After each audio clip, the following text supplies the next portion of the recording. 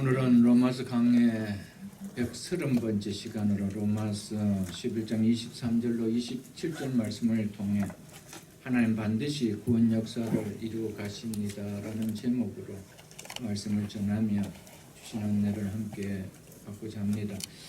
지난 주일에 이어지는 오늘 본문은 이방 신자들에게 경고와 함께 적용된 말씀이 이번에는 넘어져 실족한 상태에 있는 유대인들에게 적용하여 그들의 회복이 있을 것을 보여주고 있는 말씀입니다.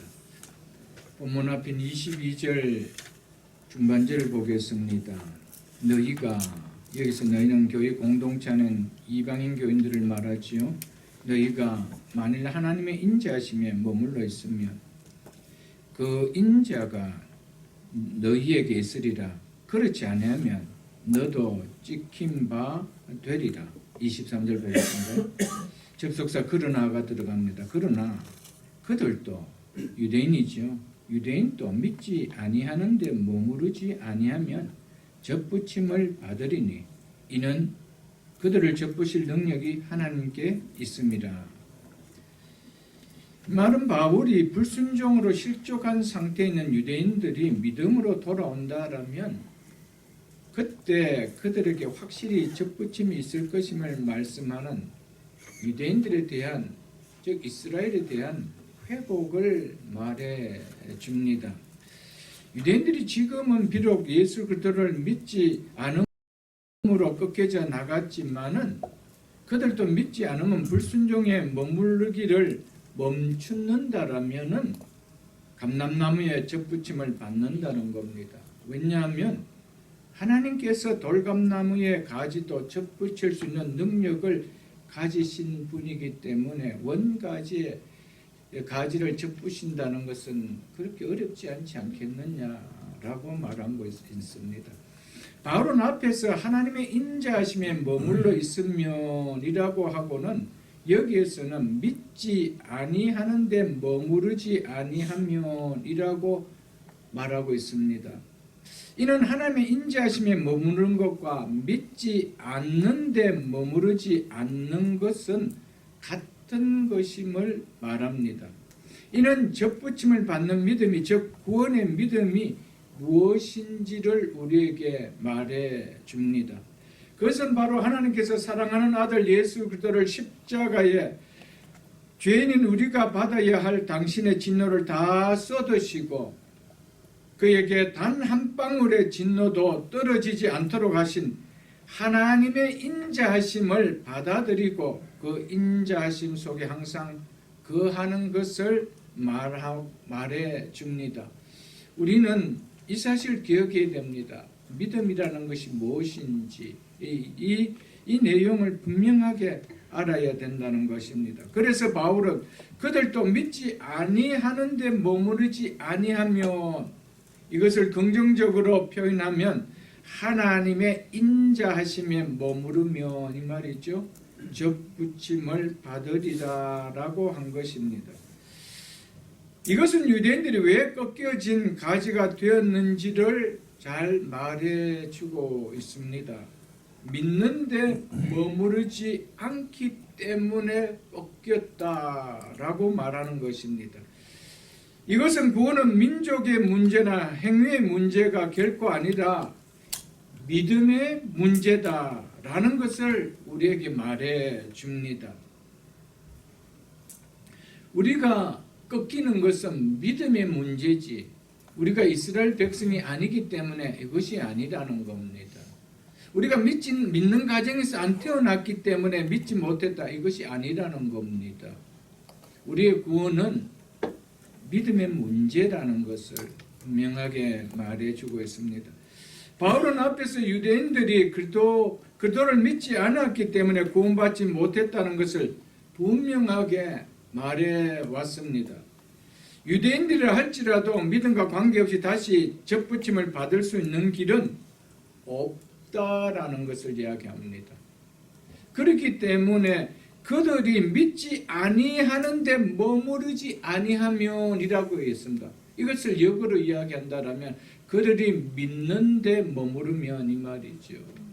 여러분, 우리는 믿음과 관계없이 하나님 백성으로 접붙임을 받을 수 있는 길은 없습니다. 우리는 이 사실을 분명하게 깨닫고 또 깨달아야 됩니다. 우리의 죄를 속하이기 위하여 우리를 대신하여 십자가상에서 하나님의 진노하심을 다 받으신 하나님의 아들 예수 그리스도를 믿지 않고 구원받는 길은 절대로 없습니다. 하나님의 백성이 되어질 수 있는 길은 절대로 없다라는 겁니다. 그래서 바울이 유대인들도 믿지 아니하는데 머무르지 아니하면 너희가 민족적으로 아브라함의 후손이라고 구원받는 것이 아니라는 겁니다.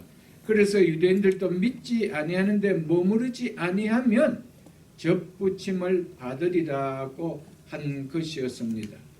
그러면서 이는 즉 왜냐하며 그들을 접붙일 능력이 하나님께 있습니다. 즉 하나님께 있기 때문이라고 말씀합니다. 하나님께서 유대인을 감람나무에 다시 접붙일 능력이 있음을 강조하는 것은 하나님께서 자기 백성을 구원하시기를 원하신다는 것을 이방인들에게 알려주기 위해서입니다. 왜냐하면 그렇게 함으로 인해서 이방인들의 우쭐됨을 그것을 그렇지 못하게 하기 위해서였습니다. 그리고 이는 그렇게 하실 수 있는 하나님의 능력을 지금 강조하고 있는 것이 아닙니다. 하나님이 그렇게 하실 수 있는 능력이 있는 것은 당연한 것입니다. 그러나 요점은 하나님께서 기꺼이 그렇게 하시고자 한다는 겁니다. 그래서 이 유대인들이 믿지 않은데 머물지 아니하면은 접붙임을 받는다. 왜냐하면은 그런 접붙일 능력이 하나님께 있기 때문이라고 하면서 이것은 이렇게 행하는 능력은 하나님께 당연히 있는 것이고 하나님께서 기꺼이 유대인들에게 그렇게 하실 수 있다라는 것을 강조하기 위해서입니다. 그러므로 유대인들의 불신앙이 유대인을 하나님의 인자하심으로부터 영원히 단절되었게 했으며 이방인인 우리가 그 자리를 차지하게 되었다고 유대인에 대해서 이방 신자들이 우쭐대는 교만을 가져서는 안 된다라는 것, 이것을 바울이 말하고자 하는 것입니다. 우리가 로마서 1장을 잠시 한번 펴보겠습니다. 로마서 1장 16절을 한번 보겠습니다. 로마서 1장 16절.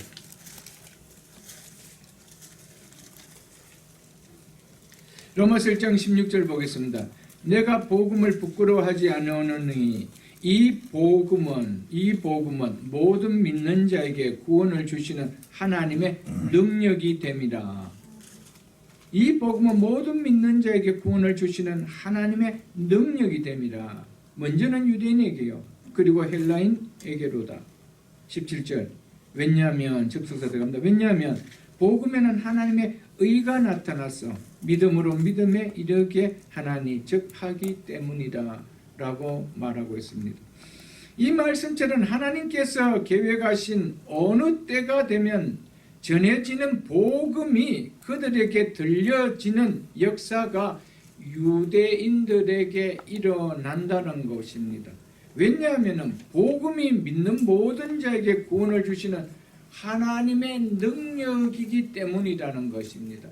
하나님은 이스라엘 백성들을 복음과 상관없이 그들은 아브라함의 육적인 자손들이기 때문에 내가 구원시켜 준다라는 유대인들에게 구원의 또 다른 특혜를 베푸는 것이 아니라는 겁니다. 동일하게 이방인들을 구원했던 것과 같이 복음이 믿는 모든 자에게 구원을 주시는 하나님의 능력이 그들에게도 동일하게 나타내지는 하나님의 은혜가 머물게 하겠다라는 이 의미입니다. 그래서 바울은 그들도 믿지 아니하는데 머물지 아니하면 즉 복음을 믿으면 접붙임을 받는다라고 이야기합니다. 복음을 믿으면 복음에는 접붙임을 받는 하나님의 능력이 거기에서 나타나기 때문에 그래서 믿지 아니하는데 머물지 아니하면, 즉 너희가 믿는다라면은 너희가 접붙임을 받을 수 있다라고 하신 것이었습니다. 거룩하신 하나님의 공의가 요구하는 모든 것을 만족시키는 의가 복음 안에 있기에, 예수 그리스도께서 행하신 십자가 안에 있기에, 이 십자가의 복음을, 이 예수 그리스도의 복음을 믿지 않고는 구원을 주시는 하나님의 능력은 절대로 나타날 수가 없습니다. 하나님께서 우리를 구원하시는 그 하나님의 능력은 이 복음 안에 넣어두셨다는 것입니다. 이 복음을 믿을 때 이 복음 안에서 하나님의 능력이 나타나서 하나님의 백성으로 접붙임을 받을 수가 있다는 겁니다. 하나님의 백성이 될 수 있다는 겁니다. 왜냐하면 이것만이 거룩하신 하나님의 공의를 만족시켜 우리에게 구원을 행할 수 있는 유일한 방법이기 때문입니다. 하나님에게는 거룩한 공의와 함께 하나님에게는 사랑이 있기 때문입니다. 사랑은 우리를 구원하려고 하지만 공의는 반드시 그 값을 지불해야 된다라고 하고 있습니다. 그렇기 때문에 하나님의 공의를 만족하지 않는 하나님의 구원을 베풀어 주신 사랑은 임할 수가 없다라는 것이죠. 그렇기 때문에 하나님의 거룩하신 공의를 만족시켜서 하나님께서 우리를 구원하신 사랑의 능력이 어떻게 나타날 수 있느냐? 복음 안에 외인 없다라는 겁니다. 복음 안에는 하나님께서 우리의 공의를 만족시켜주는 모든 요소가 거기에 다 들어있기 때문에, 그래서 그 독생자 예수 그리스도를 통하여 거룩하신 하나님의 공의를 만족시키신 십자가의 그 역사가, 그 하나님의 사랑이 다 고스란히 그 안에 들어있다라는 겁니다. 그래서 하나님의 공의를 만족시키신 십자가의 복음을 믿지 아니하고 하나님의 공의를 만족시킴으로 말미암아 구원을 얻는 능력이 나타날 수 있느냐? 그것은 없다라고 말하고 있는 것입니다. 그러므로 하나님의 공의를 만족시킬 수 없는 인간에게는 절대로 스스로 구원할 능력도, 구원을 받을 능력도 없다라는 겁니다. 구원은 하나님께서 행하시기 때문에 하나님께서 정하신 이 방법 외에는 없다라는 겁니다. 왜냐하면 구원은 반드시 하나님의 공의를 만족시켜야 되는데, 인간 스스로 하나님의 공의를 만족시킬 수 있는 인간이 있느냐? 아무도 없다라는 겁니다. 인간은 당연하게 자신이 지은 죄값으로 그 하나님의 공의를 받아야 되는 사람이지, 그 공의를 만족시켜 줄 수 있는 사람 한 명도 없다라는 것이죠. 그렇기 때문에 인간 스스로 구원을 행할 수도 없고 얻는 방법도 없다라는 것입니다. 유대인이든 이방인이든 어느 누구든 스스로 참 감람나무에 접붙임을 받는 능력이 있느냐? 없다라는 겁니다. 이 능력은 하나님밖에 없다는 겁니다. 그래서 접붙일 능력이 하나님께 있다라는 겁니다. 하나님께 이 능력이 있다는 겁니다. 그런데 하나님께서는 이것을 복음 안에 두셨다는 겁니다. 예수 그리스도의 복음, 십자가의 복음 안에 두셨는데, 이 하나님의 능력이 나타나는, 이 구원의 능력이 나타나는 이 복음을 믿지 않고 어느 인간이, 누가 구원을 받을 수 있다라는 거예요? 없다라는 겁니다. 인간은 자신의 정죄에 대한 책임을 져야 함은 있지만은 결코 자신의 구원에 대해 스스로 책임을 질 수는 없습니다. 내 스스로 구원에 대하여 책임을 져야 되지 하면서 내 스스로 구원을 이뤄야 되지 할 수가 없다라는 겁니다. 인간이 오직 할 수 있는 것은 자신의 정죄에 대한 책임만 지는 것밖에 없습니다. 우리에게는 구원에 대한 스스로의 책임을 질 수 있는 것이 아무것도 없습니다. 오직 구원은 하나님께서 행하시는 그것 외에는 우리에게 없다라는 것을 말씀해 주고 있습니다. 우리를 하나님의 백성으로 접붙이실 분은 하나님의 의가 나타난 복음을 주신 하나님밖에 없습니다. 그래서 바울은 우리를 접붙이실 능력이 우리에게 없고 하나님께 있음이라고 한 것입니다. 그러므로 접붙이실 능력을 가지신 하나님께 주신 복음을 믿지 않고는 어떤 인간도 그것이 유대인이든 이방인이든 구원을 받을 길은 없다라는 것을 우리에게 말씀해 주고 있습니다. 구원은 하나님께 속해 있기 때문에 하나님께서 베풀어 주신 구원에는 절대로 실패할 일은 없습니다. 실패는 없습니다. 부족하여 미달되는 것은 결코 없습니다. 하나님의 구원하시는 능력이 하나님께 있기 때문에 하나님이 행하신 구원은 완전하고 확실한 것입니다. 구원은 오직 하나님의 긍휼과 사랑의 결과이기 때문에 하나님의 우리에게 베푸르신 하나님의 긍휼과 사랑은 조금도 미달되는 것이 없다라는 겁니다. 우리를 완전하게 구원해 줄 수 있는 것이 되어지기 때문에 하나님께서 베풀어 주신 구원에는 중도에 실패할 자도 없고 그것이 미달되어져서 떨어질 자도 없다라는 겁니다. 완전하다라는 것을 우리에게 말씀해 주고 있습니다. 그러나 구원이 우리에게 달려있다라면 우리가 행하여 얻는 것이라면 구원은 반드시 실패하고 맙니다. 이루어질 수가 없다라는 겁니다. 오늘 23절에 보면은 유대인들도 믿지 않은데 머물지 않으면 접붙임을 받으리니 이는 그들을 접붙일 능력이 하나님께 있기 때문이라. 즉 그들이 그렇게 하실 능력이 하나님께 있으면 당연하다는 것이죠. 24절에 왜냐하면 네가 즉 이방인이 원 돌감람나무에서 찍힘을 받고 본성을 거슬러 좋은 나무에 접붙임을 받았으니 즉 받았기 때문에 이 말입니다.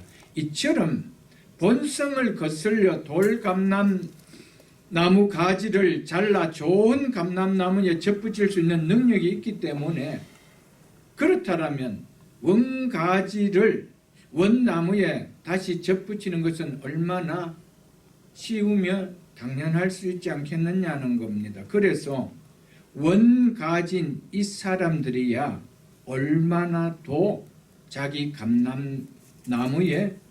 감람나무에 접붙이심을 받으랴 라고 하였던 것이었습니다. 하나님께서 유대인을 감람나무에 다시 접붙이게 하실 능력이 있는 것은 당연하지 않겠느냐라는 겁니다. 하나님이 기꺼이 그렇게 하실 수 있다라는 것입니다. 한 번 더 말씀드리지만 감람나무는 하나님의 백성을 이야기하고 있는 것입니다.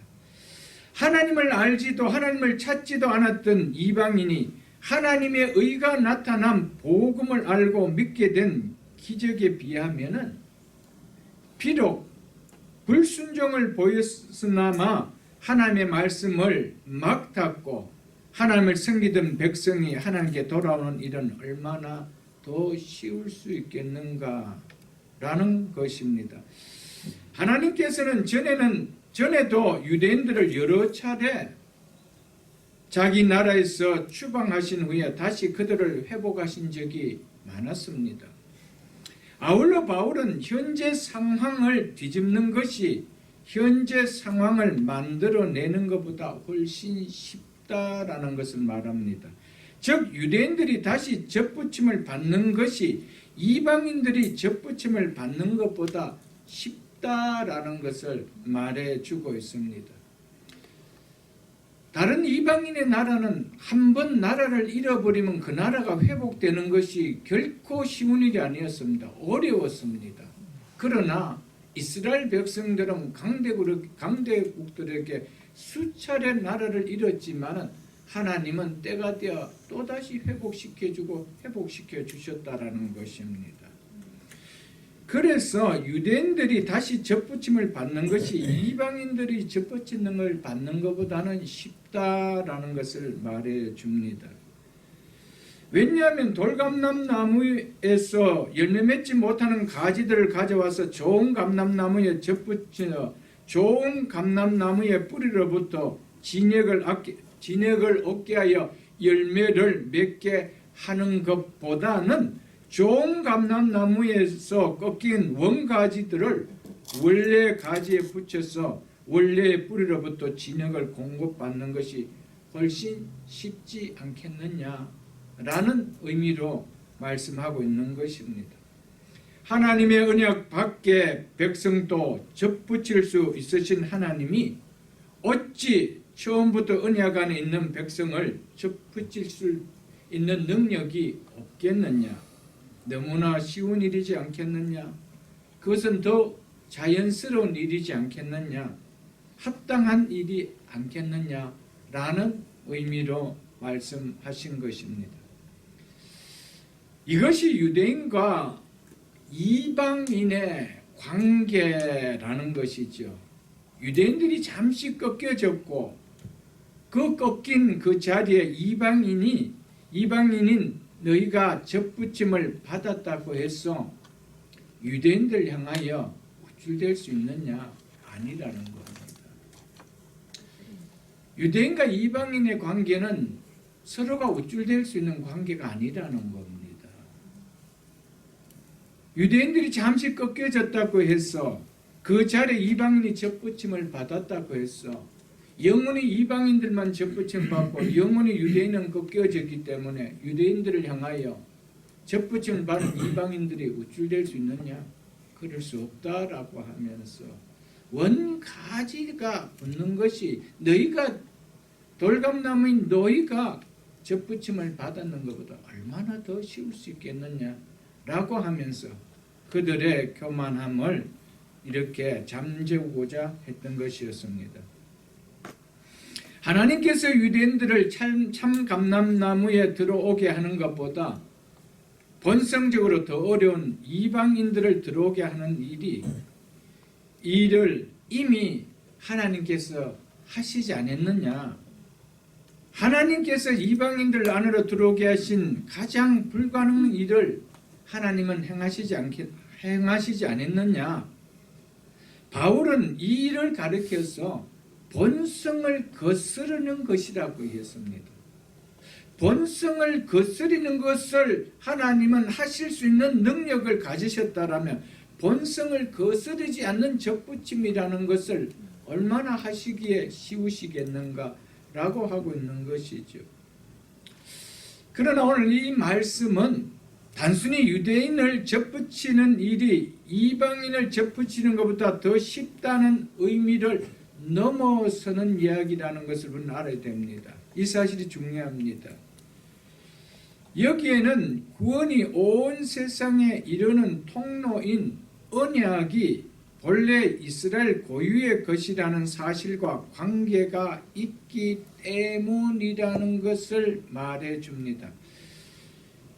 유대인과 이방인을 위한 하나님의 구속적 은혜는 이스라엘 족장과 맺은 언약의 그 근거를 두고 있기 때문입니다.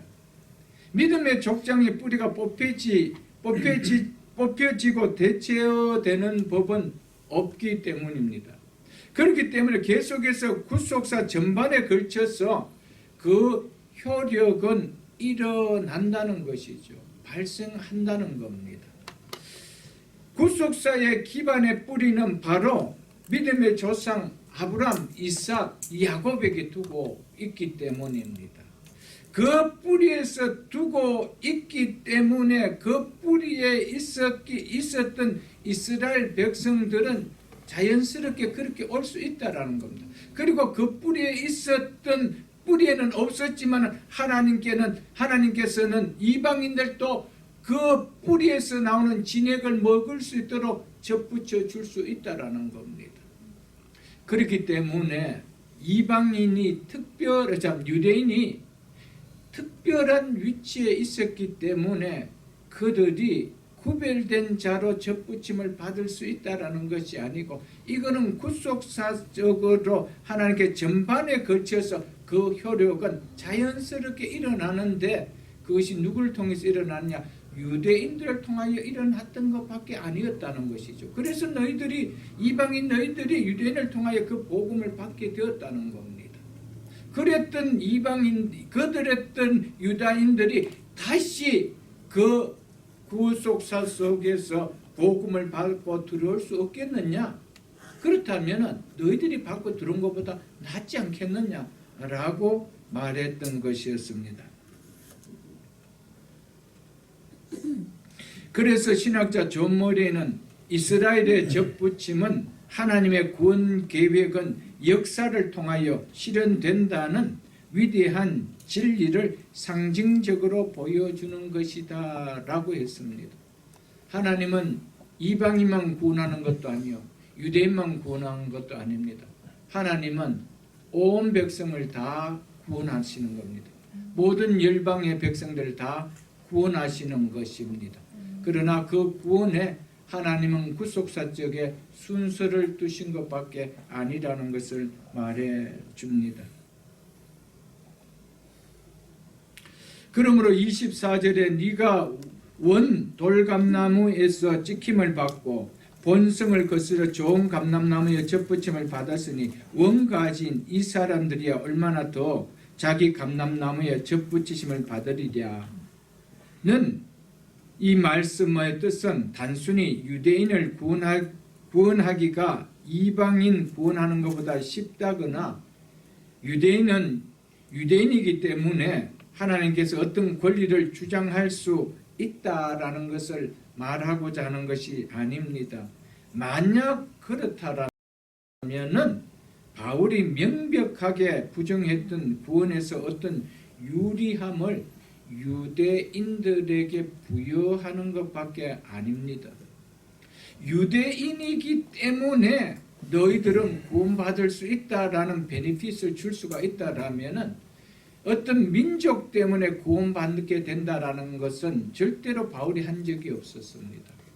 구원은 오직 믿음으로만 받는다는 것이었기 때문입니다.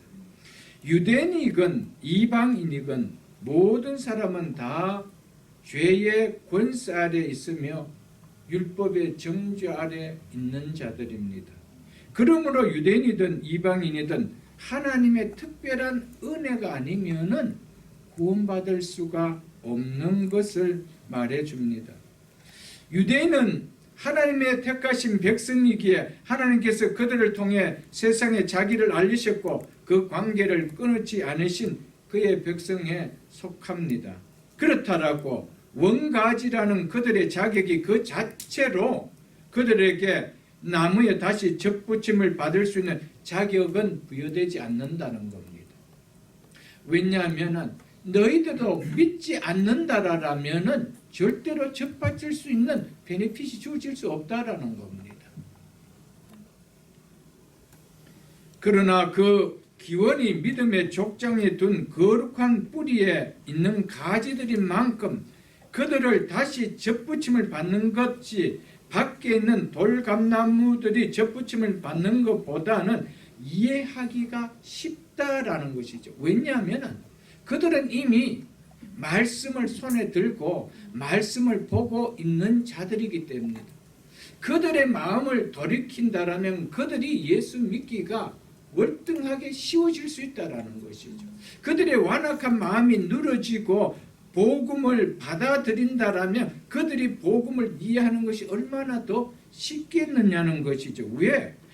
이 접붙임을 받는 것이 밖에 있는 돌감나무가 접붙임을 받는 것보다 원가지가 접붙임을 받는 것이 쉽다라는 의미가 바로 그런 의미거든요. 그들은 이미 말씀을 받은 자였고 예배를 드렸다는 자였고 이미 하나님의 말씀의 언약들을 알고 있었던 자였기 때문이라는 겁니다. 32절을 한번 보겠습니다. 본문 그 뒤에는 밑에는 32절을 보겠습니다. 32절에 보면 이렇게 말씀하고 있습니다. 하나님이 모든 사람을 순종하지 아니하는 가운데 가두어 두심은 모든 사람에게 유대인이나 이방인이나 상관없이 모든 사람에게 긍휼을 베풀러 하심이로다. 아멘. 모든 사람에게 하나님께서 긍휼로 긍휼을 베풀어 구원하시는 것이 하나님의 뜻이요 목적이지 유대인이기 때문에 특별한 혜택이 있다 그렇지 않다라는 것을 이야기해 주고 있습니다. 이처럼 하나님은 어떤 특별한 한 민족이 아니라 유대인과 이방인 모두를 하나님 백성 안으로 들어오게 하신다는 겁니다. 이것이 하나님께서 세워놓으신 구원의 계획이라는 것입니다. 이제 이어서 25절로 27절을 보겠습니다. 25절로 27절은 바울이 유대인의 회복에 즉 이스라엘의 회복에 절대적인 확실성을 진술한 내용이 25절로 27절의 내용입니다. 먼저 25절을 보겠습니다. 왜냐하면이라는 접속사로 시작되어집니다. 왜냐하면 형제들아 너희가 스스로 지혜 있다 하면서 이 신비를 즉 이 비밀을 너희가 모르기를 내가 원하지 아니하노니 이 신비는 이방인의 충만한 수가 들어오기까지 이스라엘의 도로는 즉 일부는 우둔하게 된 것이라 즉 완악하게 즉 완악하게 된 것이라라고 하고 있습니다.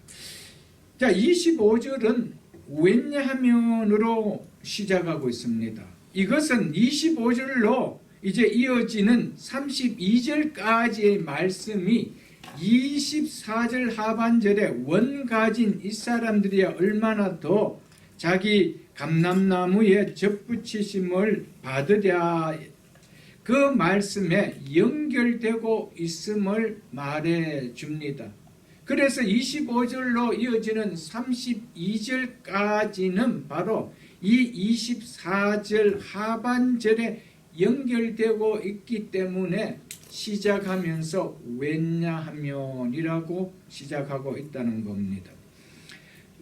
바울은 그러므로 25절은 하나님이 이스라엘을 감람나무에 다시 접붙이시려고 한다는 것을 바울이 말하고자 하는 겁니다.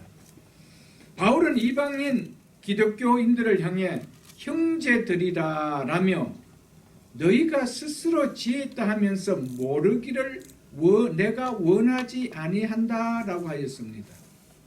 그것이 무엇이라고 합니까? 너희들이 모르기를 원하지 아니한다라고 한 그것이 뭐라고 합니까?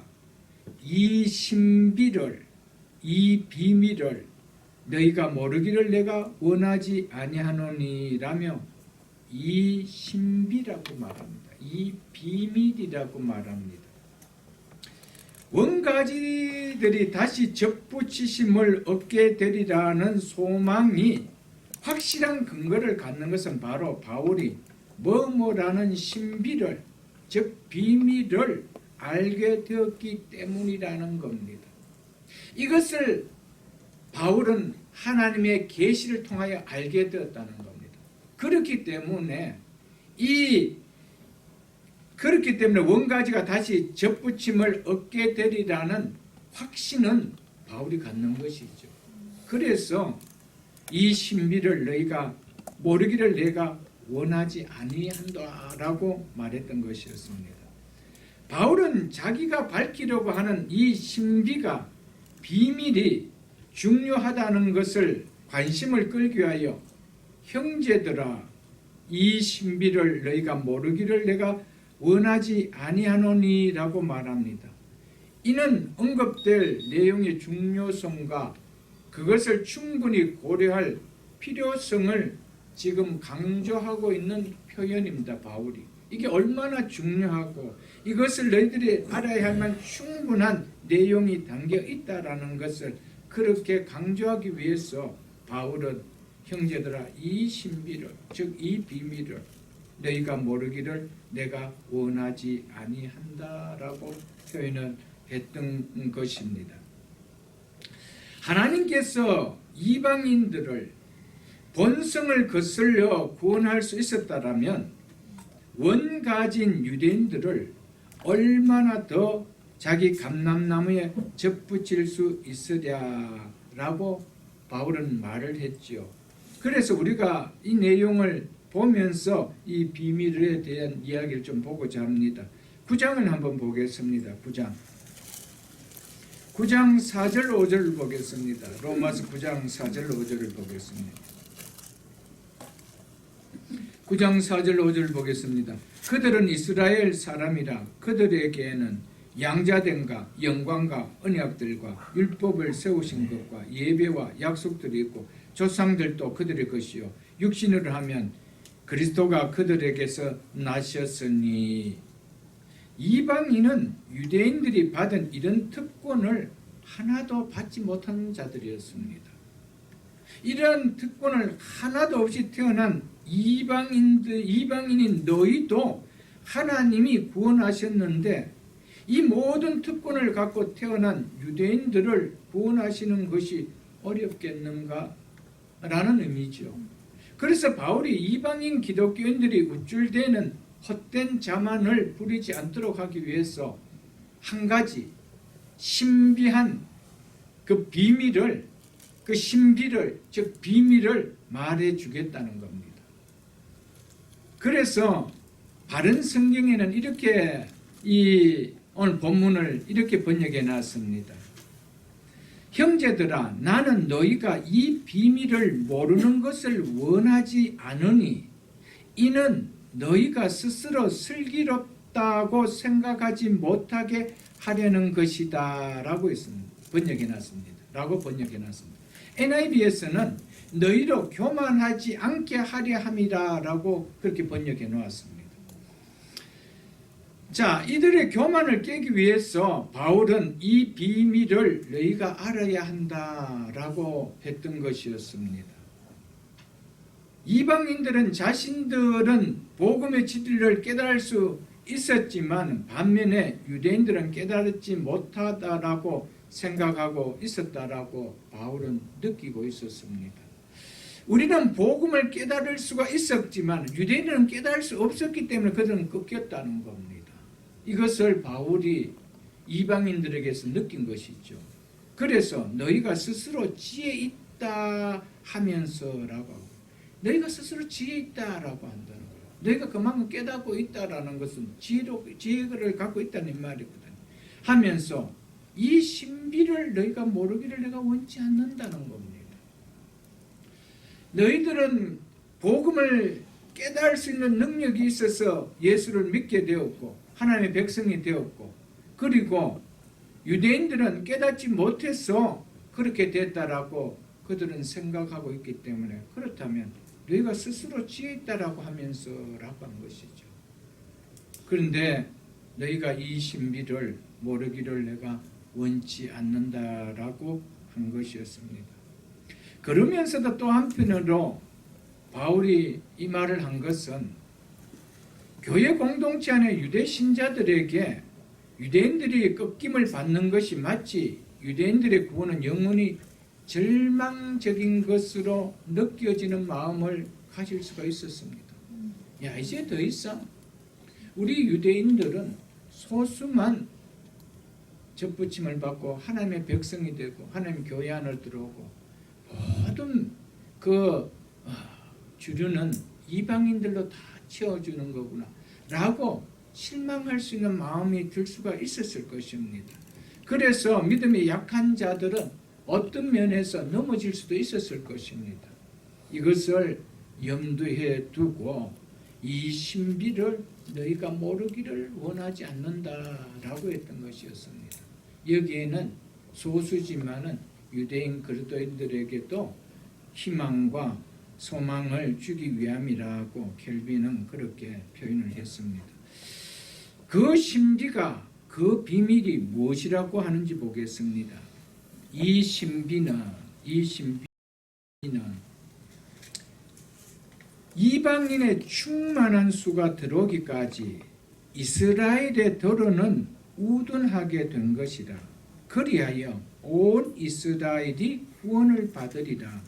이것이 바울이 말하는 신비라는 겁니다. 비밀이라는 것입니다. 신약 성경에서 비밀이라고 할 때 미스테리온이라는 이 헬라어를 사용하는 이 비밀, 신비라는 이 말은 힘을 다해도 인간의 이해로는 도달할 수 없으나 하나님께서 분명하고 명확하게 알리시기를 원하시는 것을 말합니다. 이는 항상 그리스도의 오심과 복음 전파에 연관된 그리스도 안에서 나타난 구원을 말할 때 이 미스테리온이라는 이 비밀, 이 신비라는 단어를 사용했습니다. 그러나 오늘 본문과 고린도전서 15장 51절에서는 역사의 종말에 일어날 어떤 사건을 의미하는 것을 나타내고 있습니다. 즉 종말적 완성을 위한 하나님의 계획을 여기서 신비라, 비밀이라 이렇게 말했던 것이었습니다. 고린도전서 15장을 한번 보겠습니다. 고린도전서 15장 284쪽입니다. 신약성경 284쪽 고린도전서 15장 51절로 53절 제가 읽어드리겠습니다.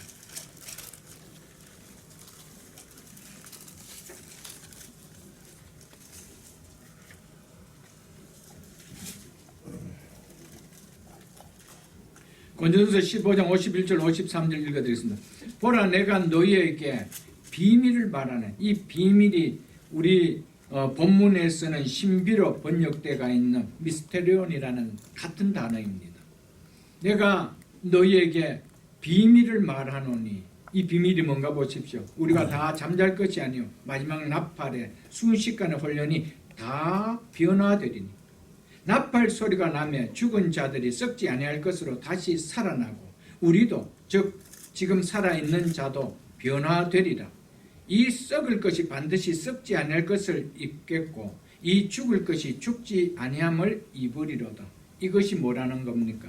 종말의 완성을 위하여 하나님의 계획인 비밀이라는 것입니다. 이것이 뭡니까? 예수 그리스도를 믿는 자들은 동일하게 예수 그리스도께서 부활하신 것과 같이 똑같이 부활한다는 것을 말합니다.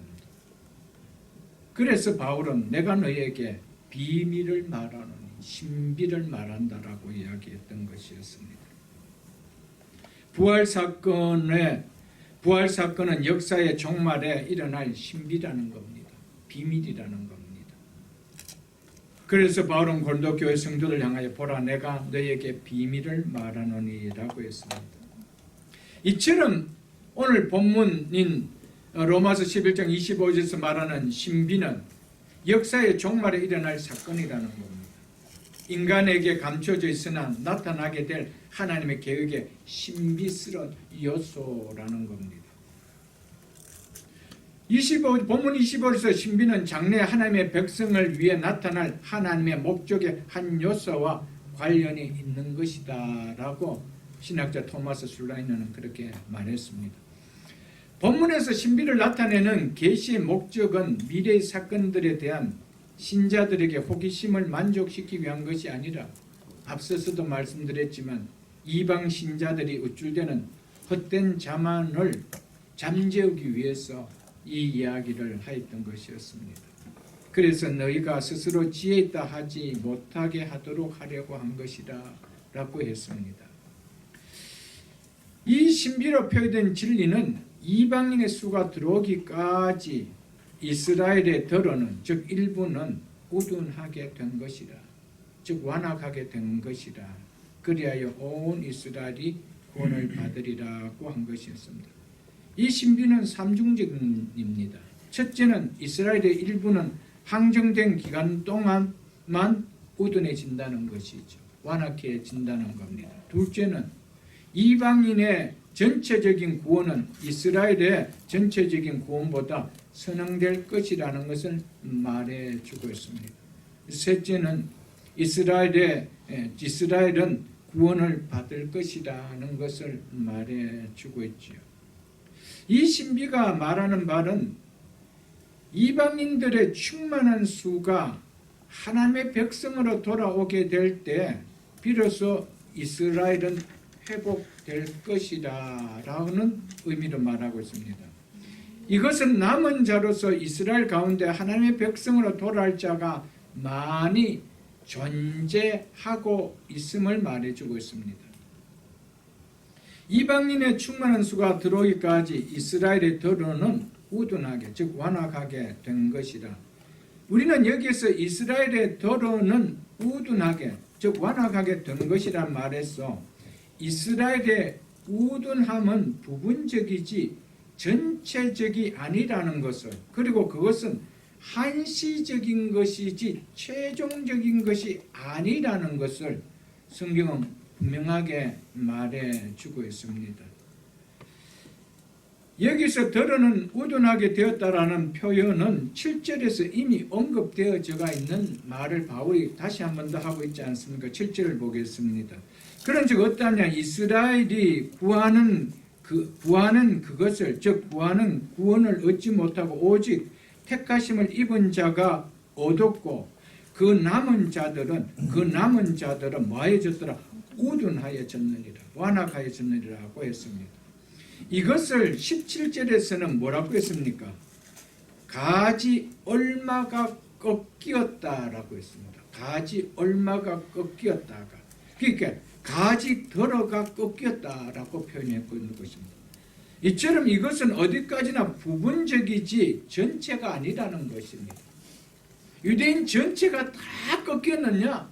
그렇지 않다라는 겁니다. 덜어가 꺾였다라고 말하고 있는 것입니다. 그리고 덜어가 꺾인 것은, 이것은 최종적인 것이 아니고 한시적인 것이다. 언제까지? 이방인의 충만한 수가 하나님의 백성으로 들어오기까지라고 하고 있다라는 것입니다.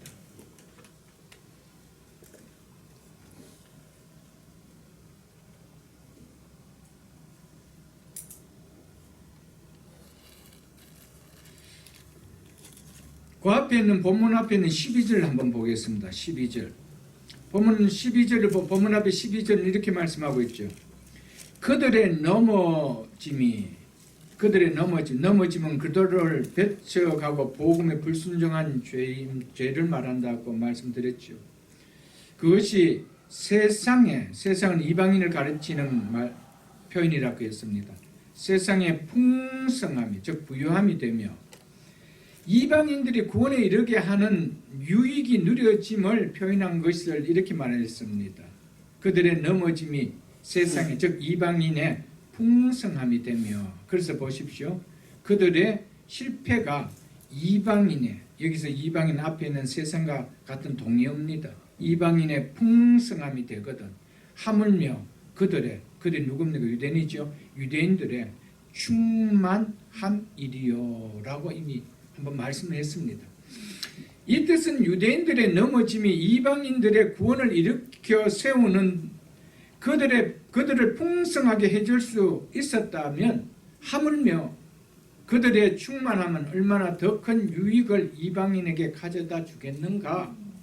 즉 이방인의 많은 수가 복음을 믿는 역사가 일어날 때면 그 축복은 얼마나 커질겠는가 라고 설명을 제가 드렸습니다. 여기서 충만함은 수가 채워진다는 의미로 남은 자로서 구원받을 이스라엘의 온전한 숫자의 완성을 가리키는 의미라고 말씀드렸습니다. 현재 남은 자의 훨씬 더 많은 구원받기로 예정된 유대인의 수를 채운다는 의미다라고 말씀을 드렸습니다.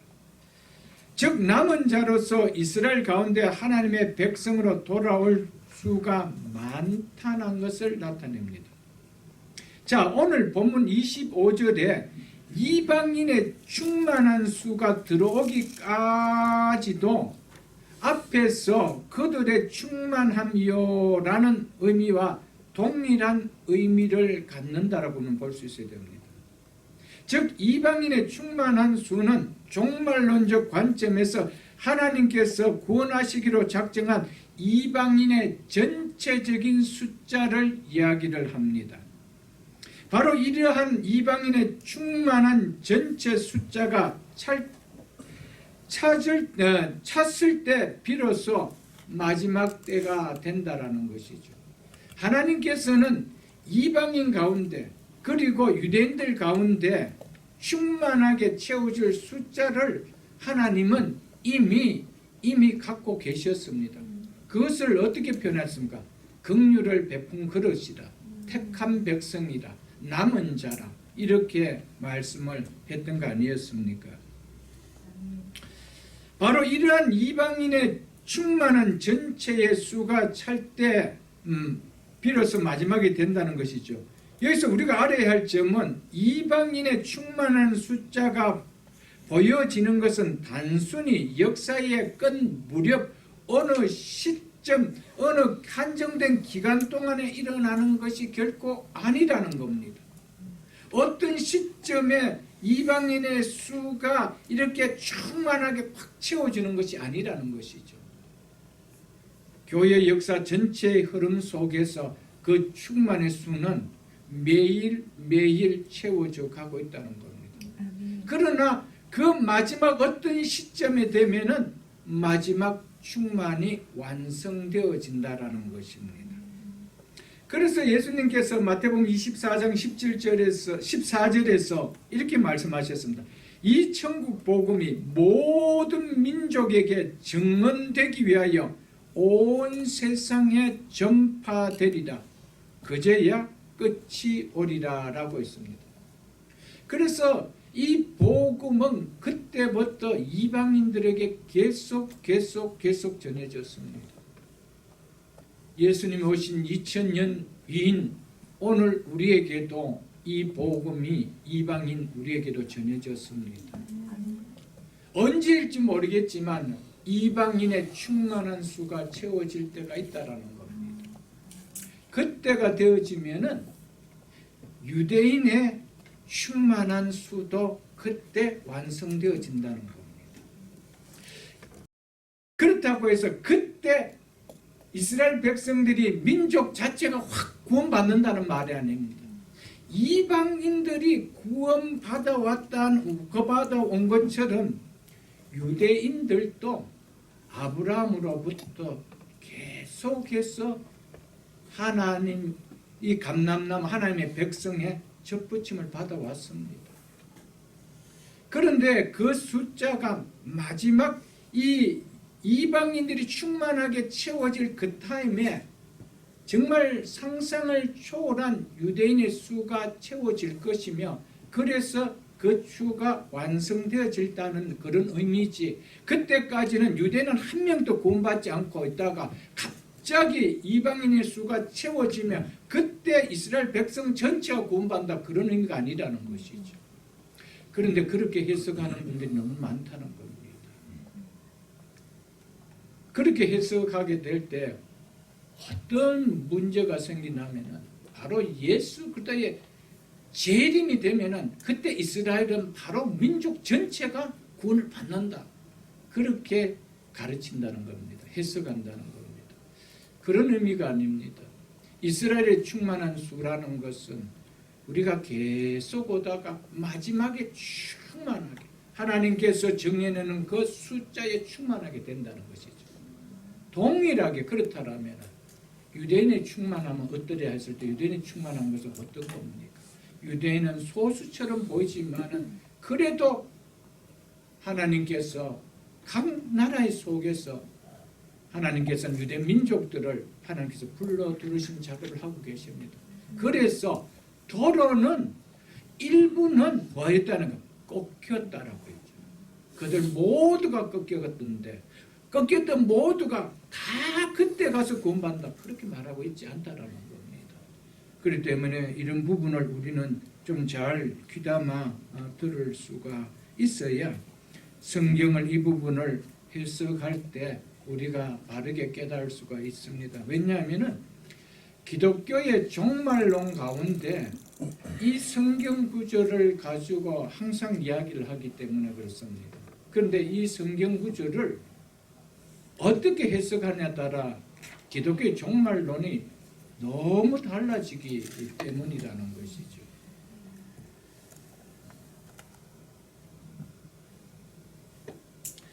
이방인의 충만한 수가 들어오기까지 이스라엘의 더러는 우둔하게 된 것이라. 그리하여 온 이스라엘의 구원을 받으라. 그리하여 온 이스라엘의 구원을 받으라겠지. 그때에 온 이스라엘의 구원을 받아, 그렇게 이야기하고 있지 않습니다. 그리하여라는 것은 in this way 이 말입니다. 이러한 방법으로 이런 말이 적었어요. 그래서 영어 성경은 대부분 다 so라고 해놨습니다. 그리하여 이렇게 했습니다. 그때에 이렇게 하지 않습니다. 이스라엘의 충만한 수가 채워질 그때에 이렇게 이야기하고 있지 않다라는 것이죠. 그런데 많은 경우에 그때로 해석하고 있다는 겁니다. 이스라엘 이방인의 수가 채워지는 그때에 온 이스라엘이, 잠잠하는 이스라엘이 그때 복음을 받는다. 그럴 것 같으면 지금 이스라엘 백성들에게, 유대민족에게 복음 전할 이유가 없겠죠. 유대민족들이 여러분 예수께로 돌아올 이유가 없잖아요. 지금도 얼마나 많은 유대인들이 주께로 돌아오는지 모릅니다, 여러분들. 그럼 있을 이유가 없잖아요, 여러분. 그래서 덜어가 꺾였다는 거예요. 덜어라는 것은 일부라는 거죠. 많지 않다라는 것을 표현한 거죠. 그러나 온 이스라엘 그때는 덜어와는 차원이 다른 수가 채워진다, 이런 의미로 한 것을 우리는 좀 알아야 됩니다. 여기에서 먼저 26절에 온 이스라엘이 구원을 받는다는 말은 물론 이스라엘 국가가, 이스라엘 전 민족이 다 구원을 받을 것이라는 것을 의미하지 않음을 우리는 알아야 됩니다. 그래서 9장 6절 중반절을 보겠습니다. 9장 6절 중반절에 이렇게 말씀하고 있죠. 9장 6절 중반절에 이스라엘에게서 난 그들이 다 이스라엘이 아니오라고 했습니다. 이것은 표면적 이스라엘 속에 내면적 이스라엘이 있음을 말하는 것이라고 말씀드렸죠. 그래서 그 앞에는 2장도 한번 보겠습니다. 2장 28절도 한번 보겠습니다. 2장 28절에 이렇게 말씀하고 있습니다. 무릇 표면적 유대인이 아니며 오직 29절 보겠습니다. 오직 이면적 즉 내면적 유대인이며 라고 하였음을 우리는 볼 수 있을 것입니다. 이 의미는 혈통적으로 이스라엘에 속한 자라고 모두 다 구원받는 것이 아니라는 말이죠. 이스라엘 속에 하나님께서 구원하시는 목적을 가지신 사람들은 바로 그 내면적 이스라엘 사람들 뿐이라는 것을 성경은 분명하게 말해주고 있습니다. 하나님께서 구약에서도 그 일을 이미 하셨습니다. 그리고 바울이 이 편지를 쓰고 있는 그 당시에도 비록 적은 수이지만 내면적 이스라엘 백성들은 접붙임을 받았습니다. 지금도 우리가 살고 있는 지금도 적은 수지만은 하나님께서는 그 일을 하고 계시며 주님 오시는 그날까지 이스라엘 백성들이 접붙임을 받는 일은 계속 진행되고 있습니다. 그래서 바울은 이방인의 충만한 수가 들어오기까지 이스라엘의 더러는 우둔하게 된 것이라고 하였지, 이스라엘 모두는 우둔하게 된 것이라고 하지 않았습니다. 더러는 모두가 아닙니다. 그렇기 때문에 이스라엘 백성은 지금 또 살아가고 있는 이스라엘 백성들 가운데, 유대인들 가운데 더러는 접붙임을 받고 있다는 겁니다.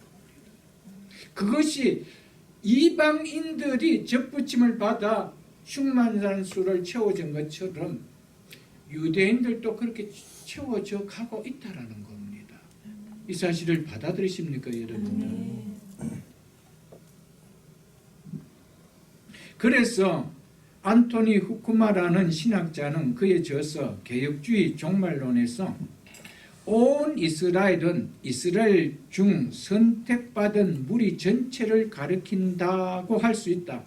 그러므로 온 이스라엘의 구원이 전적으로 역사의 끝날에 일어나게 되는 것이 아니라 아브라함의 부르심 사건때로부터 그리스도의 재림 때까지의 기간 동안에 이스라엘 족속 중 선택받은 전체의 수가 구원받게 될 것이라는 의미다라고 말했습니다. 그러면서 그는 또 이렇게 이야기했습니다. 26절 상반절에 대한 해석이 앞으로 미래의 유대인들이 대규모적으로 기독교로 개종될 가능성을 전적으로 배제하는 것은 아니고, 그런 여지도 남겨두고 있다라고 했습니다. 저는 개인적으로 다른 해석도 부분적으로 받아들이지만은 이 해석에 좀 더 마음을 두고 있습니다. 전체 이스라엘 족속 중 선택받은 전체 수를 이야기합니다. 아브라함 부르심 때부터 예수 그리스도의 재림 때까지. 그러나 앞으로 미래에 이 마지막 때에 되었을 때 기독교로 개종할 유대인들의 수는 급격하게 많다라는 것, 그는 부인하지 않는다는 것이죠. 지금의 일부만이 더러하던 것이 그때 됐을 때는 그와는 상황이 다를 수가 있다라는 것을 우리는 받아들인다는 겁니다.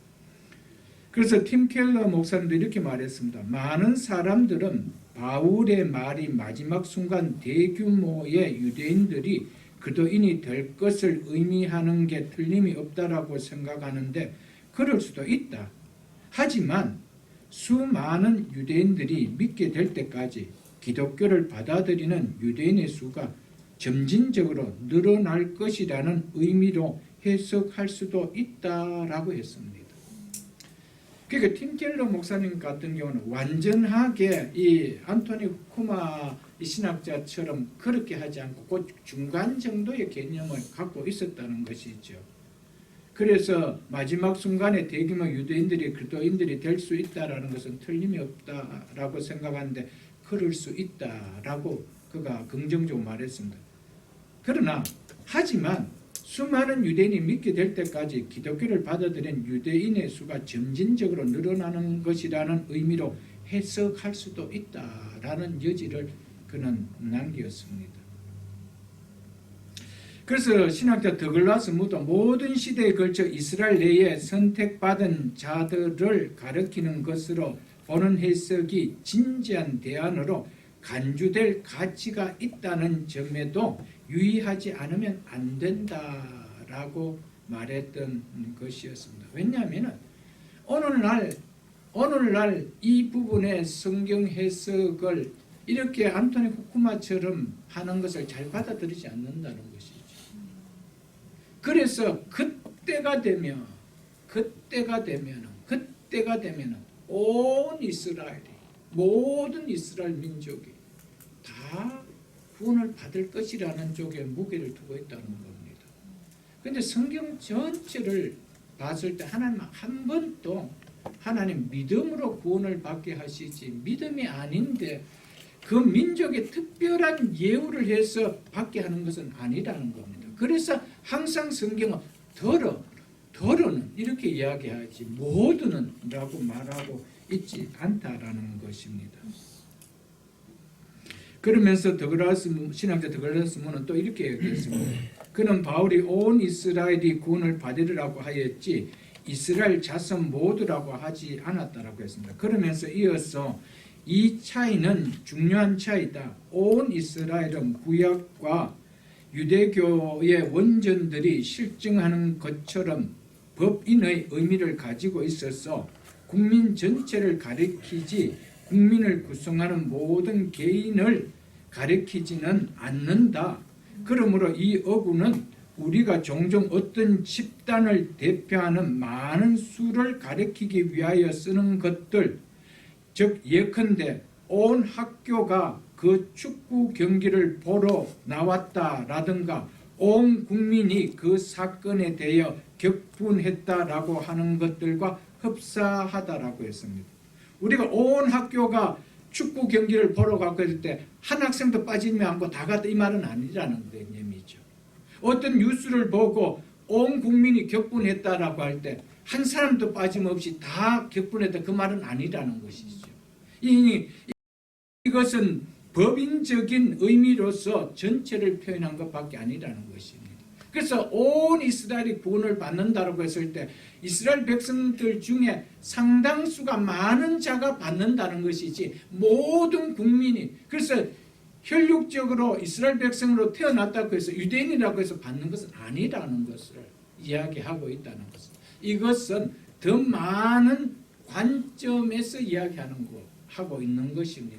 이것은 안토니 후쿠마도 결코 배제하지 않았습니다. 그래서 앞으로 미래의 유대인들이 대규모적으로 기독교로 개종하게 될 가능성을 전적으로 배제하는 것은 아니고 그런 여지도 남겨두고 있다라고 했습니다. 그러나 우리가 잊어서는 안 될 것은 이 유대인의 충만한 수는 아브라함으로부터 시작해서 예수 그리스도께서 재림할 때까지 유대인들의 믿는 자의 총수를 말씀하고 있다라는 것을 우리는 알아야 됩니다.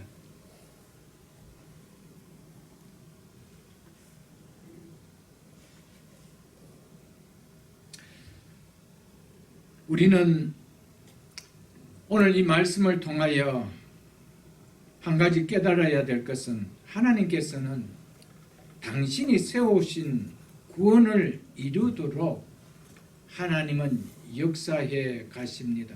하나님은 이 우주의 창조자이십니다. 그리고 오늘도 이 우주를 운영해 가고 계시는 분이십니다. 그렇다면 하나님께서는 이 우주를 창조하실 때 하나님 어떤 목적 없이 이 우주가 운행되도록 하셨을까요? 어떤 목적 없이 역사가 굴러가게 하셨을까요? 이것을 가리켜서 기독교인의 세계관이라고 합니다. 우리는 어떻게 여러분들 생각됩니다? 이 세계가 아무런 생각 없이 돌아간다라고 생각하십니까? 아무런 생각 없이 오늘 하루도 미국은 미국대로 돌아가고 한국은 한국대로 돌아가고 또 중국은 중국대로 돌아가고 그렇다고 생각하십니까? 사람들 눈에는 그렇게 보일지 모르지만은 우주를 창조자 하나님께서 당신이 세우신 계획대로 오늘도 이 우주를 운행해 가고 계신다. 이것을 받아들이는 것이 기독교인의 세계관입니다. BC와 AD를 기점으로 구약의 역사는 선지자를 통하여 예언한 대로 예수 그리스도가 오심이 이루어지는 시간이었습니다. 구약의 역사는 무슨 시간이었습니까?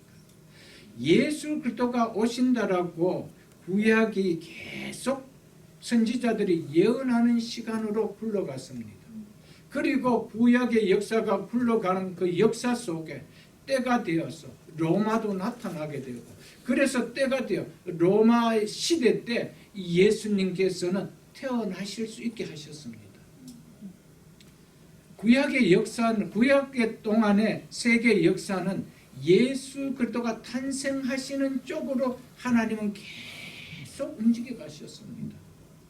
그래서 로마를 통하여 모든 나라들을 이렇게 속국으로 잡고 한 언어를 쓸 수 있는 헬라 언어라는 한 언어를 쓸 수 있고 그리고 속국으로 잡았던 그 모든 나라들에게 그들을 관리할 수 있는 길들을 다 닦아 놓으셨습니다.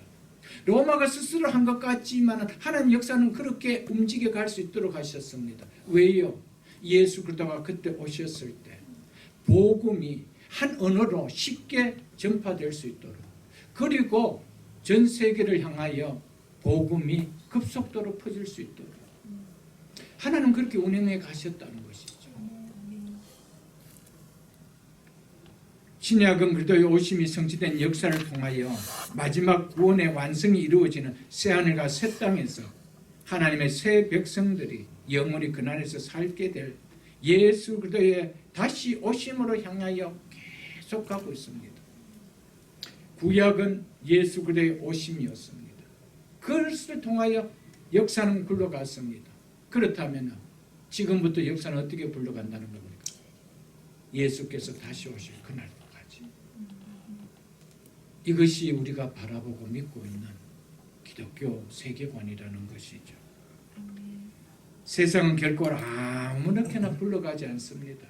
하나님께서 세워놓으신 이 목적을 향해 이 목표를 향해 하나님께서는 오늘도 굴러가고 계십니다. 이 굴러가는 역사 속에서 당신의 택한 백성의 수를 채워가는 일을 하나님은 게을러하고 가지 않고 있다라는 사실입니다. 그래서 베드로후서 3장 12절로 13절에 보면 이렇게 말씀하고 있습니다. 하나님의 날에, 이 하나님 날은 예수 그리스도의 제 이름을 이야기합니다. 하나님의 날이 임하기를 바라보고 간절히 사모하라. 그 날에 하늘이 불에 타서 풀어지고 물질이 뜨거운 불에 녹아지려니와 우리는 그의 약속대로 의가 있는 곳인 새하늘과 새 땅을 바라보는도다. 아멘. 예수 그리스도의 재림이 임하기를 바라보라라고 얘기했습니다. 일어나지 않을 일을 왜 바라보라고 할까요? 나타나지 않을 새하늘과 새 땅을 왜 우리를 보고 바라보라라고 할까요?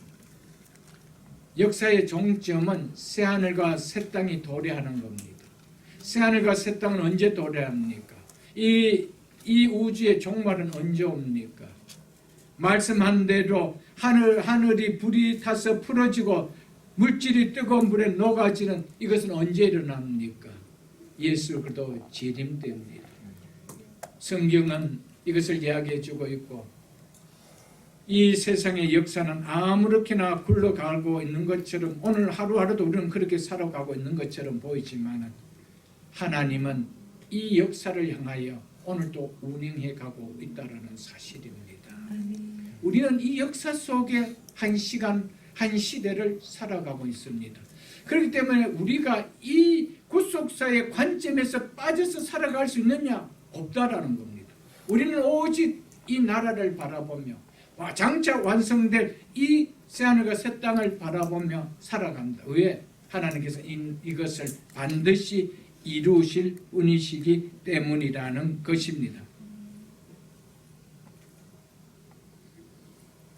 26절 중반절로 27절을 보겠습니다. 이 부분은 그렇게 중요한 부분이 아니기 때문에 짧게 보고 제가 말씀을 맺도록 하겠습니다. 26절로 중반절로 27절을 읽어드리겠습니다. 기록된 바 구원자가 시온에서 오사 야곱에게서 경건하지 아니할 것을 돌이키시겠고 내가 그들의 죄를 없이 할 때에 그들에게 이루어질 내 언약이 이것이라 함과 같으니라 라고 했습니다. 온 이스라엘이 그리하여 온 이스라엘이 구원을 받는다라고 하면서 그것에 대한 이 증거로 이렇게 구약의 말씀을 바울이 인용하고 있는 것이죠. 이 말씀은 이사야서 59장 20절로 21절과 이사야서 27장 9절과 에레미야 31장 33절과 시편 14편 7절에서 어구들을 택하여 이 어구들을 총체적인 의미에서 부여한 말씀입니다. 한 말씀 그대로 옮긴 말씀이 아니라는 겁니다. 하나님의 영감으로 구약의 선지자들에게 말씀을 주셨던 것처럼 이것 또한 동일하게 바울에게 주셨던 것이었습니다. 그래서 토마스 술라이너 신학자 토마스 술라이너는 바울이 이 모든 이 본문들을 병합한 것은 바울에게 이 본문들이 서로 해석하는 기능을 가졌음을 보여준다라는 겁니다. 이 본문 한 절 한 절 볼 때마다 이 본문이 어떻게 해석되어질 수 있다라는 기능을 가졌다는 것이죠. 즉 성령이 영감을 주셨다는 겁니다. 그래서 그 말씀들을 합해서 융합해서 이렇게 한 말씀으로 하였다라는 것입니다. 이러한 구약의 말씀들은 무슨 내용이냐 하면은 새 언약을 중심으로 이스라엘의 회복을 전망하고 있는 말씀들이었습니다. 그래서 오늘 본문 27절 중반절에 보면은 그들에게 이루어질 내 언약이 이것이라 함과 같으니라고 한 것입니다. 그들에게 이루어질 내 언약이 이것이라 함과 같으니라 라고 한 것처럼 이스라엘의 회복이 새 언약의 성취틀 속에서 이루어질 것임을 보여주고 있습니다. 새 언약은 예수 그리스도께서 십자가에서 행하신 언약 아닙니까, 여러분들? 이것은 너를 위한 새 언약이니라고 주님께서 친히 말씀하셨습니다. 그렇기 때문에 이스라엘 백성들이 온전하게 회복되는 것은 누구로 말미암아 된다는 것입니까? 예수 그리스도로 말미암아. 예수 그리스도의 십자가의 구원의 은혜 없이 그들이 회복되어질 수 있느냐? 없다라는 것이죠.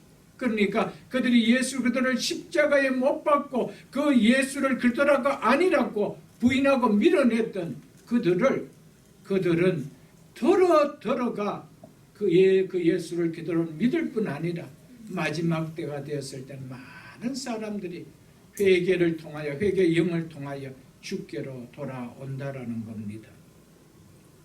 그래서 구약의 이 말씀에서 이스라엘에 약속된 구원은 그 나라가 죄 때문에 모욕을 겪은 후에 일어날 것이라고 말합니다. 심판을 경험한 후에 비로소 이스라엘이 구원을 받을 것을 말하고 있습니다.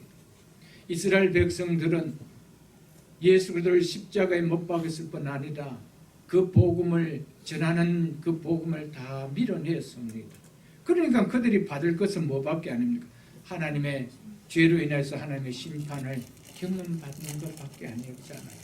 그래서 이것을 겪은 이후에 이스라엘이 회복을 받는다는 것이죠. 그들이 구약시대 때도 그 죄값을 행하고 난 뒤에 그들은 다시 본토로 돌아올 수가 있었던 것을 우리가 본 것처럼 그렇다는 겁니다. 바울은 이 말씀들을 예수 그리스도의 복음에 대한 유대인의 반응에 비추어서 지금 말하고 있습니다. 유대는 예수님을 메시아로 받아들이지 않았으며 행위로 의를 세우려 했기 때문에 그들은 하나님의 심판 아래 있었습니다. 그럼에도 구약의 이 본문은 하나님이 자기 백성을 영원히 버리시지 아니하시며 또한 하나님이 그들을 위하여 개입하셔서 자기 백성을 구원하실 것을 보여주고 있습니다. 바로 이러한 말씀들을 들어서 이 유대인들이 회복될 것이라는 것을 지금 바울이 말하고 있다라는 것입니다. 기록된 바 구원자가 시온에서 오사 야곱에게서 경건하지 아니하는 것을 돌이키시겠고라고 하고 있습니다. 자, 여기서 구원자가 시온에서 오사라고 했을 때 이 시온은 여기에서 말할 때 이 시온은 바로 하늘 시온을 이야기합니다. 하늘 예루살렘을 이야기합니다. 여기에는 거의 신학자들이 거의 일치를 하고 있습니다. 그리고 경건치 아니할 것을 돌이킨다는 것은 그들의 불신앙을 이야기하고 있죠. 그런데 이 구원자가 시온에서 오사라고 하는 이것을 해석하는 차이가 좀 있습니다. 그래서 상당수가 이 해석은 바로 예수 그리스도께서 재림을 가리킨다라고 해서 예수 그리스도께서 재림하실 때 그때 이스라엘은 회복된다라고 그렇게 의미를 달고 있습니다. 예수 그리스도께서 하늘 예루살렘으로부터 그것으로부터 영원한 대제사장으로 우리를 중보하고 있는 대제사장으로 있는 하늘 성소로부터 그분이 오신다는 겁니다. 그것은 그 뭐를 이야기한다는 거? 재림을 이야기한다라고 하고 있다는 것이죠. 그렇기 때문에 이스라엘의 완전한 회복은 언제 일어난다는 겁니까? 재림 때 일어난다는 겁니다.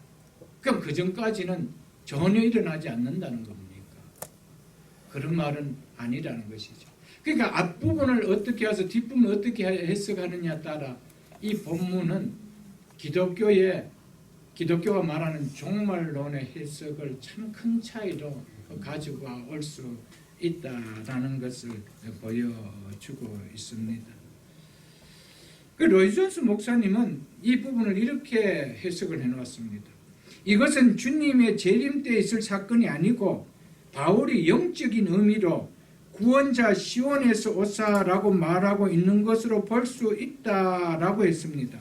여기서 시온은 하늘의 시온, 하늘의 예루살렘이라고 했습니다. 그도 구원자 곧 주님께서 오시는 시온은 사실상 하늘 그 자체를 말한다라고 이야기하면서 바울은 여기서 영적인 의미로 구원자께서 유대 민족에게 놀라운 영향력을 발휘해서 그들에게 경건치 않은 것을 돌이킬 수 있고 그들을 믿음과 구원으로 인도하시어 교회의 구성원이 될 수 있도록 하시는 것이다 라고 그렇게 말씀을 해놨습니다. 자, 보십시오. 이 로이저스 목사는 또 이렇게 이야기했습니다. 예수님이 재림할 때는 저리로서 산자와 죽은 자를 심판하러 오시라고 했지 언제 이스라엘을 구원하러 오신다라고 했느냐라고 이야기를 했습니다. 예수님의 재림은 심판주로 오시는 것이죠. 한 민족을 구원하기로 오셨다는 것은 아니라는 것입니다. 그렇기 때문에 이 예수 그리스도의 재림을 이스라엘의 민족의 구원으로 관계를 맺어버리면은 성경의 해석을 다 여기에 끼워 맞추습니다. 그러니까 많은 부분에 문제들이 생기기 시작합니다. 그래서 충만이라는 것이 이방인의 충만하는 것이 이것은 시간이 흘러가면서 충만함으로 갖는 것이지 이방인의 충만함이 충만한 수가 갑자기 한날에 충만하는 것이 아니란 것처럼 이스라엘의 충만함도 그렇다는 것이죠. 어느 날 갑자기 충만해진다는 것이 아니라는 것입니다. 매일 이스라엘 백성들은 뭡니다. 지금은 도로라는 것이죠. 도로는 일부는 바울이 사는 그 당시에도 도로는였지만 지금 또 우리가 사는 이 시대도 도로입니다. 그러나 그것은 배제하지 않는다는 것이죠. 마지막 때가 되었을 때 그것이 반드시 예수 그리스도 재림 때는 아니라는 겁니다. 재림 때는 심판과 모든 게 끝나버립니다. 그렇게 되면은 그때의 뒤 시간들을 그들은 또 따로 두고 있습니다. 그러니까 성경 해석이 굉장히 난해집니다. 그래서 성경은 전체에서 맥락을 봐서 한 단어를 붙들고 성경을 해석하다 보면 이상한 대로 흘러갈 수가 있다는 것이 많은 경우에 그렇다는 것입니다. 하나님께서는 지금도 우리를 간섭하고 계십니다. 우리뿐만 아니라 유대인들을 경건치 않은 그들을 간섭하셔서 더러는 접붙임을 받도록 지금도 운행해 가고 있습니다. 그러나 마지막 때가 될수록 그 일은 더 선명하게 일어난다는 것이죠. 예수 그리스도의 재림 때가 되어서 그들이 다 구원을 받아버리는 일이 된다라면은 예수 그리스도의 재림은 바로 이스라엘의 구원으로 끝나는 것으로 된다. 이렇게 되어지는 것입니다. 사랑하는 성도 여러분, 그렇지 않습니다. 지금도 택함 유대인들 가운데 남은 자들은 지금도 택함을 받고 있습니다. 접붙임을 받고 있습니다. 그래서 지금도 끊임없이 복음이 또 전해지면서 종말에 가까울수록 유대인의 수는 더욱더 충만하게 차고 마지막 때가 됐을 때 더 많은 살과 채워지지 않겠는가라는 것입니다. 말씀 맺겠습니다. 하나님은 반드시 구원 역사를 이루어 가십니다.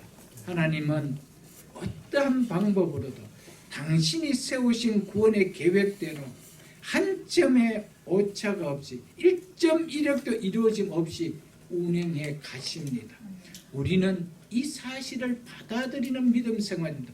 예수를 믿고 교회는 다니지만은 하나님의 구원 역사 바깥에서 세상 역사의 관점 속에 돌아보면 안 됩니다. 오늘 하루도 내일 하루도 우리의 삶의 종말을 겪는 마지막 임종을 받는 순간에도 하나님은 당신이 세운 구원 역사 속에서 운행해 가고 있다는 겁니다. 그러나 우리 또한 개인적인 내 구원을 이루어가는 그 하나님의 역사의 수레바퀴 속에 오늘 하루도 나는 살아가고 있습니다. 그렇기 때문에 믿는다는 것은 그냥 교회에 왔다 갔다는 것이 아니고 나를 구원해 주신 이 큰 구원의 역사의 물줄기 속에 내 한 사람이 오늘도 이 역사 속에 흘러가고 있기 때문에 여러 차례 말씀드렸던 것처럼 우리는 하루하루를 하나님의 구속사 속에서 하나님의 구속사역을 이루어가는 한 인생이 되어가고 한 시간이 되어가고 나의 삶이 되어가는 그 삶을 살아가는 것이 그리스도인의 삶이라고 말씀을 드렸습니다. 하나님 반드시 구원 역사를 이루어 가십니다. 하나님의 성경의 마지막 이 요한계시록의 마지막 종점은 뭐였습니까? 마침점은 뭐였습니까? 성경은 무엇으로 마무리하고 있습니까? 내가 속히 다시 오리라. 아멘. 이 종점을 향하여 하나님은 역사의 수레바퀴를 오늘도 굴러가고 있습니다. 우리가 이 역사를 믿음으로 정말 더 큰 우리의 삶을 가지고 신앙생활을 해갈 수 있는 우리 모두가 다 될 수 있기를 주의 이름으로 축복드립니다. 우리 주